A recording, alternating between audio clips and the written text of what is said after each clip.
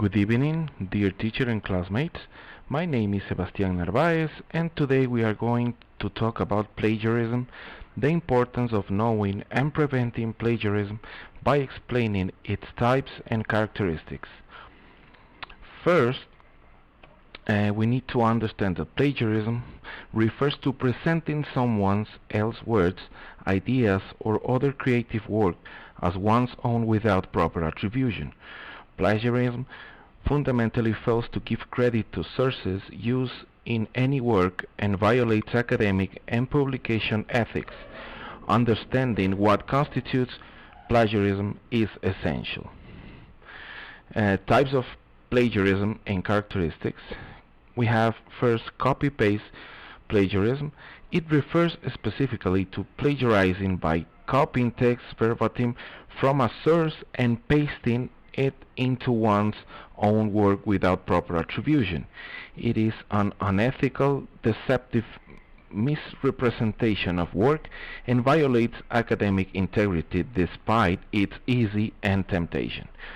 As an example, we have a writer copies large sections of a film review published in a magazine and pastes in unmodified into their own published review. Next, we have self or auto-plagiarism. It refers to an author reusing significant portions of their own previous work without citing themselves as the source.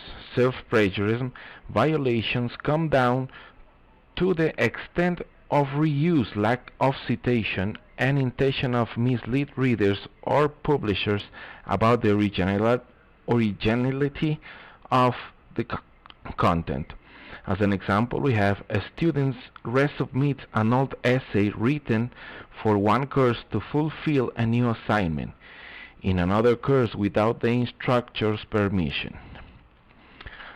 And now we have collusion. It refers to when someone collaborates with others to reproduce work that is then presented as if it was done independently by a sole author.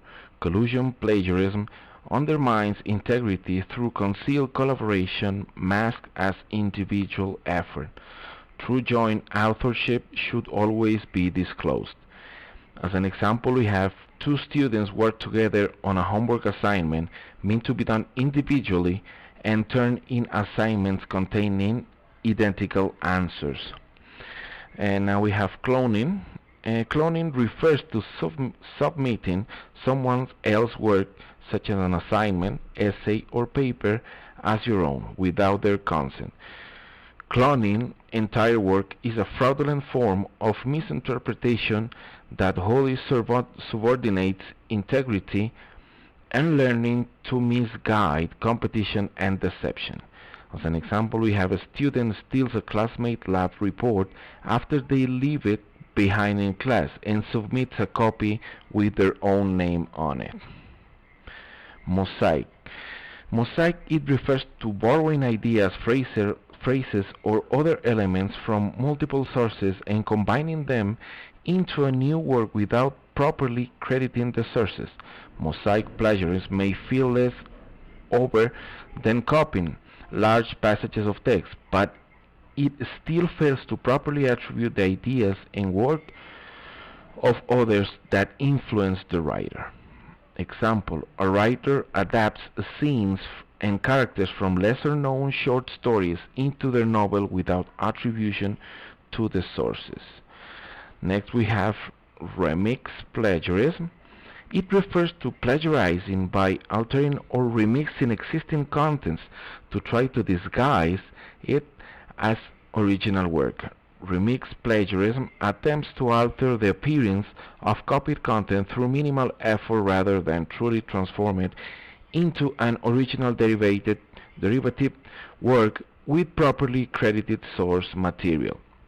As an example, we have a writer lightly rewords and recitates paragraphs from a magazine article into a blog post without attribution. Next we have find and replace. It refers to the unethical technique of plagiarizing content by using word processing tools to automatically find certain words and replace them with different words. Find and replace plagiarism demonstrates dishonest intent and lack of effort to properly paraphrase, summarize, and cite sourced ideas. As an example, a student did an essay where words were replaced with synonyms, and the structure was slightly modified to create a similar but not identical version of the original. And finally, we have verbatim. It refers to copy word for word account of the audio without proper attribution. In other words, the plagiarizer reproduces exactly as it appears in the source without using quotation marks or citing the author. As an example, we have a social media influencer repeats a comedian's full stand-up routine and posts it as original content. Finally, we have how plagiarism could be prevented. I consider that we can prevent plagiarism if we educate the students and writers, providing clear guidelines on what constitutes plagiarism. We can also teach proper citation methods and reference styles. As future teachers, we should emphasize the importance of originality and academic integrity. We must promote critical thinking and effective note-taking skills to help students understand and process information in their own words, provide guidelines on how to cite various sources, including books, articles, websites, and other media, monitor students' progress throughout a course and provide feedbacks on drafts, communicate regularly about the importance of academic integrity, promoting originality and ethical writing practices.